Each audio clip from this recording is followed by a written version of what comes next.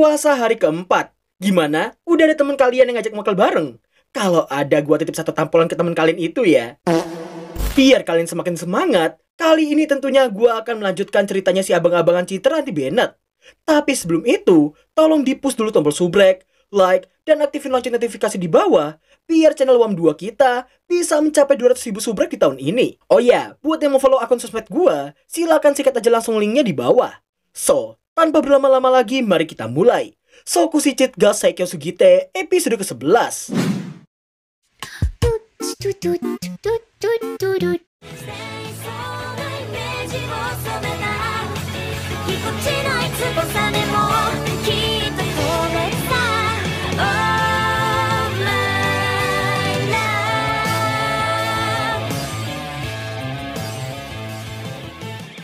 Di akhir scene episode sebelumnya, kita telah diperlihatkan si Mardi Kampret Sion yang seenak jidatnya mengadakan event Battle Royale dan juga Tomochika yang sedang mencari-cari keberadaan Yogiri. Scene berpindah dulu ke Theodisia yang saat ini lagi mengintai beberapa orang yang terlihat sedang menarik sebuah gerobak berisikan 4 barel yang sangat mencurigakan baginya. Setelah menyadari isi ke-4 barel itu, seketika itu pula ini yang Theodisia lakukan.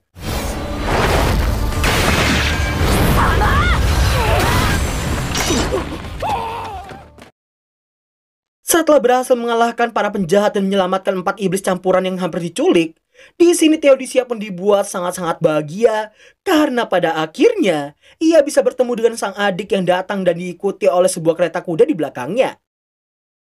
Scene kembali ke teman-teman sekelasnya Yogiri yang masih kepanikan karena si Mardi Kampret yang baru aja memberi mereka event Battle Royale. Yang naasnya di sini, meski Fukai telah mencurigai gelagat dan juga cara bicara Sion yang seolah-olah merasa gift yang dimiliki oleh mereka tidak akan mempan padanya. Namun karena Fukai yang merasa lebih baik membunuh Sion ketimbang membunuh teman-teman sekelasnya sendiri, harus mendapatkan sebuah kepahitan. Karena meski Sion baru aja mati, tapi karena ia akan naik level setiap milidetik, hal itu membuatnya bisa memulihkan diri, bahkan bisa hidup kembali. Sampai akhirnya...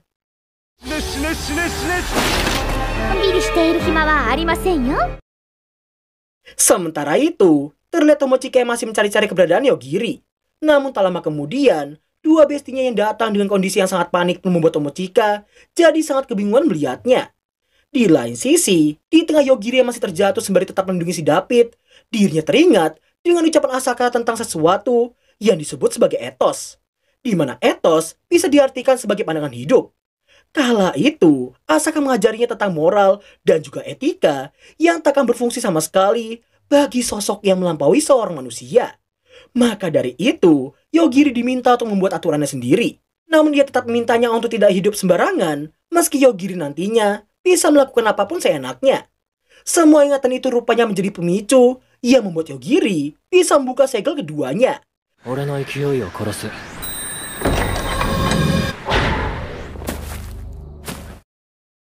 Setelah mendarat dengan aman di lantai ke-7 dunia bawah tanah, Yogiri terlihat langsung menghubungi seseorang. Namun sebelum itu, Shin berpindah dulu ke Hanakawa Paimon dan juga Ryuto yang baru aja membebaskan si Mana.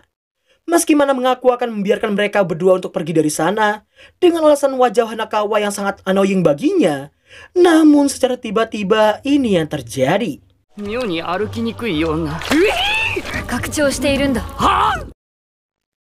Ryuto pun menyadari bahwa Mana saat ini sedang bersiap mengandung Albagarma. Dengan kata lain, Hanakawa dan juga Ryuto saat ini sedang berada di dalam tubuhnya si Mana. Ryuto yang gak ingin Hanakawa sampai mati pun memutuskan untuk melakukan hal yang sangat-sangat tidak terduga sama sekali.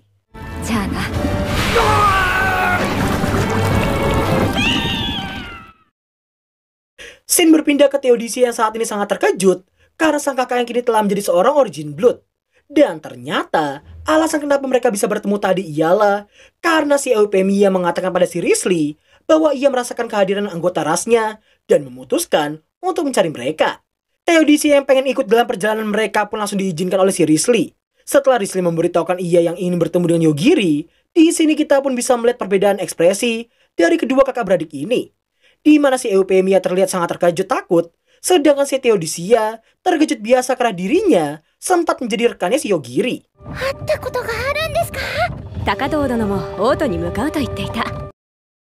Sementara itu, sesaat setelah Yogiri menelpon Mokomoko, secara tiba-tiba terdengar suara teriakan panjang yang semakin dekat ke arahnya.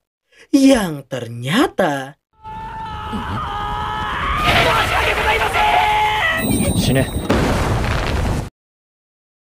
lagi-lagi MC berkedok NPC ini berasa selamat dari mautnya. Dan mungkin ini telah membuktikan bahwa Hanakawa Paimon adalah anak kesayangan kedua dari Tsuyoshi Fujitaka.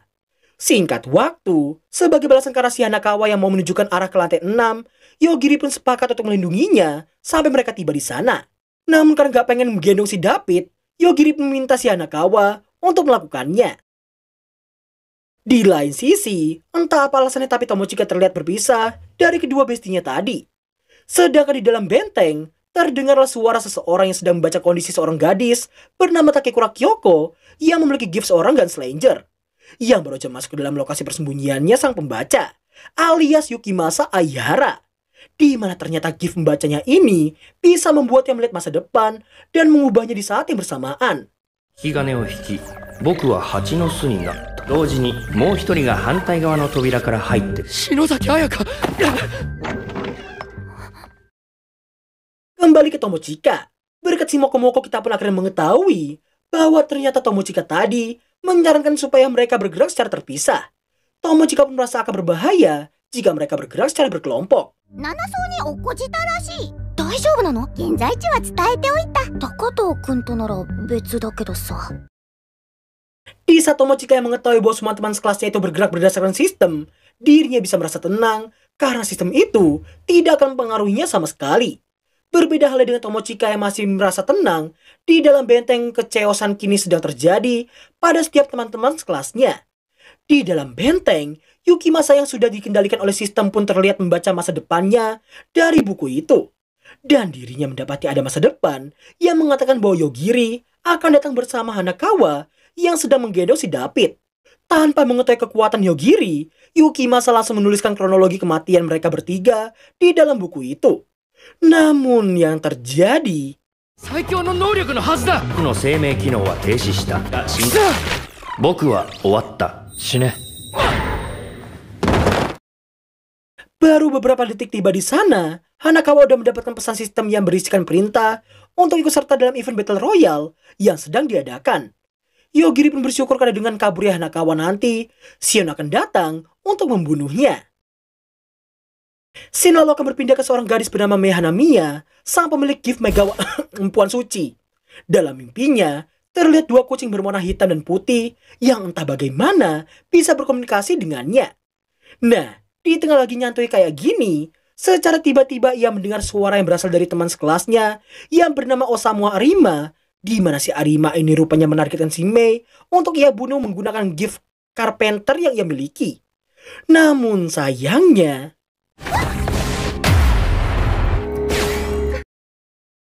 bagikan Saiton-Saiton di film horor, Mei yang dikira udah mati terlihat muncul secara tiba-tiba tepat di belakangnya.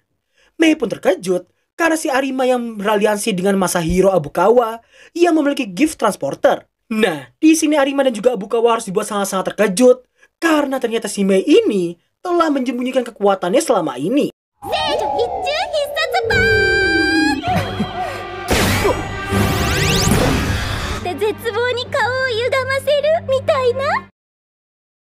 Sungguh sangat tidak masuk akal sama sekali.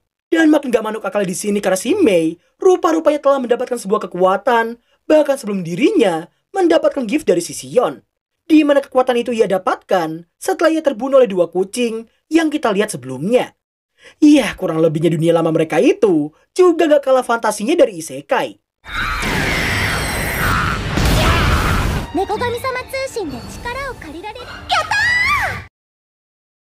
Terkejut mendengar hal itu, Arima pun emosi karena padahal si Mei ini seharusnya bisa membunuh si Mardi Kamflet Shion. Meskipun Mei sanggup, akan tetapi karena sifat psikopat yang sangat menyukai event-event seperti itu, Mei pun tidak melakukannya dan hanya mengikuti alur seperti saat ini.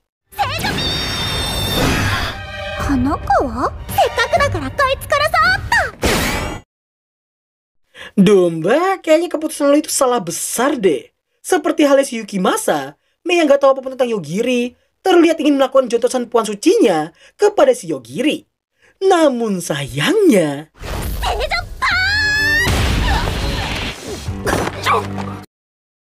rupanya Yogiri telah mempelajari sedikit tentang teknik bela diri keluarga dan Nora. Meski baru jadi serang, tapi Yogiri yang merasa Mei bukanlah ancaman pun gak ada niatan untuk membunuhnya. Namun di saat yang bersamaan, sang dewa kucing putih terlihat sudah mati dan hanya menyisakan si dewa kucing hitam. Meski gak tahu apa penyebabnya, tapi si dewa kucing hitam ini nekat ingin menyerang si Yogiri. Sampai akhirnya...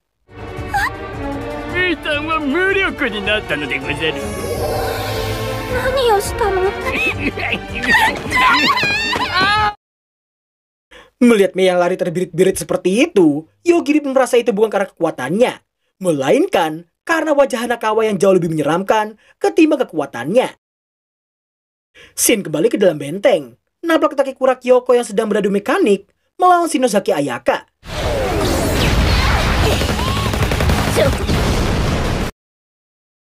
Di luar benteng, terlihat Mokomoko yang merasakan sosok pengendali roh yang sedang menyebarkan banyak roh di sekitar mereka. Karena hal itu jugalah, sinyal 5G yang dimiliki olehnya kini berubah jadi 2G karena terganggu oleh pengendali roh itu. Setelah memutuskan untuk turun, untuk kesekian kalinya kita akan melihat teman-teman sekelasnya Yogiri dan juga Tomochika, banyak dari mereka yang menyembunyikan kekuatan yang mereka miliki. Kalau tadi kita udah lihat Mei dengan dua dewa kucingnya, sekarang ini kita akan melihat Mikochi yang ternyata bukan pemilik gift penghitung. Dan giftnya yang sebenarnya adalah Necromancer. Setelah menyadari apa yang terjadi pada bestinya yang satu lagi, kondisi semakin diperjelas karena si Mikochi yang memberitakan roh pelindungnya adalah seorang putri zaman kuno bernama Diane, yang hanya bisa menghitung tanpa kemampuan bertarung sama sekali. Melihat hal itu, Tomochika merasa udah kalah bahkan sebelum bertarung. Karena ya, roh pelindungnya adalah Mokomoko yang punya penampilan berkebalikan dari si Diane. Mikochi yang gak pengen roh pelindungnya itu cuma menang kawaii memutuskan untuk merebut Mokomoko darinya. Dan entah karena dendam bawaan atau sedang dikendalikan, tapi Mokomoko dalam tubuh Mikochi terlihat terus menyerang Tomochika di saat itu juga.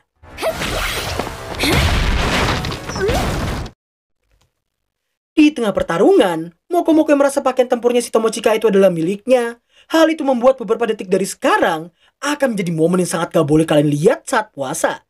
Di saat yang bersamaan, nampaknya Yogiri yang langsung menggaplok matanya si Hanakawa begitu mereka sampai di lokasi peradu mekanikanya Tomochika dan juga Mikochi. Mokomoko-san, good job. Yogiri yang tahu Mokomoko yang ada di dalam tubuhnya Mikochi membuatnya mengancam akan langsung membunuhnya jika dia berani menyerang mereka sekali lagi. Tapi sebelum kita melihat nasib Mokomoko dan juga Mikochi, Shin beralih dulu ke rombongan Yazaki yang saat ini sedang menghadapi Sora Akino. Meski mereka seperti tidak dikendalikan oleh sistem, tapi Akino menyadari bahwa si Yazaki masih menaruh dendam padanya setelah leader kelasnya diambil alih olehnya. Hingga pada akhirnya...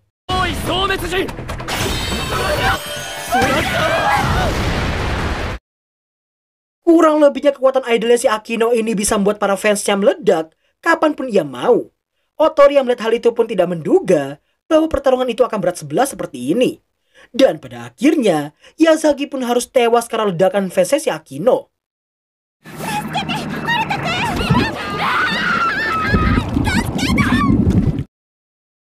Sehabis kita melihat Mei dengan kekuatan Dewa Kucing, lalu Mikochi dengan gift Necromancer-nya, kini kita dapat melihat satu orang lagi yang juga telah menyembunyikan kartu asnya selama ini. Dan dengan sangat teganya, dia membiarkan semua rekannya itu dimangsa oleh slime biru itu.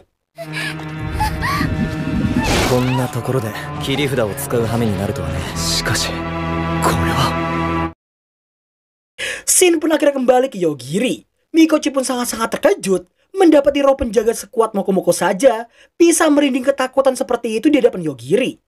Namun dalam kesadaran terdalamnya, tiba-tiba aja si Mikochi ini ditawari kekuatan sejati dari kekuatan Necromancer-nya itu. Mikochi pun menduga bahwa itu adalah awakening yang dimaksudkan oleh sang Mahardi Kampret. Bersama dengan Mikochi yang menerima kekuatan itu, nampaklah Mokomoko yang disepak keluar dari dalam tubuhnya.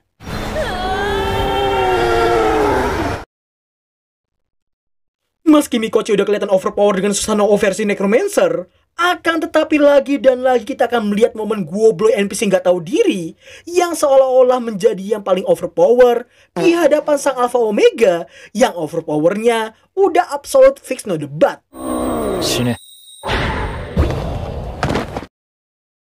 Mokomoko yang melihat hal itu pun mencoba untuk melakukan klarifikasi padanya. Namun Tomochika nggak peduli dan memerintahkannya untuk segera memasangkan pakaian tempurnya lagi. Mikochi, shikata yo. Singkat waktu, setelah memberitahukan situasinya bisa bertemu dengan Hanakawa, dan demi bisa mengeluarkan si Hanakawa dari Battle Royale itu, Yogiri ingin pergi dari sana supaya Shion mendatangi Hanakawa nantinya. Dengan begitu, tujuan utama mereka bisa bertemu dengan si Mardi Kampret bisa cepat terlaksana.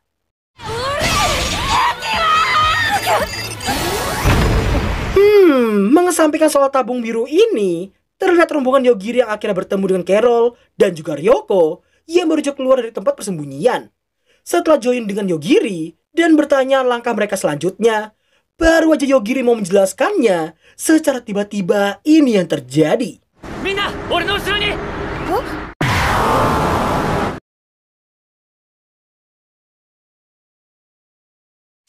Tut, tut, tut, tut, tut, tut.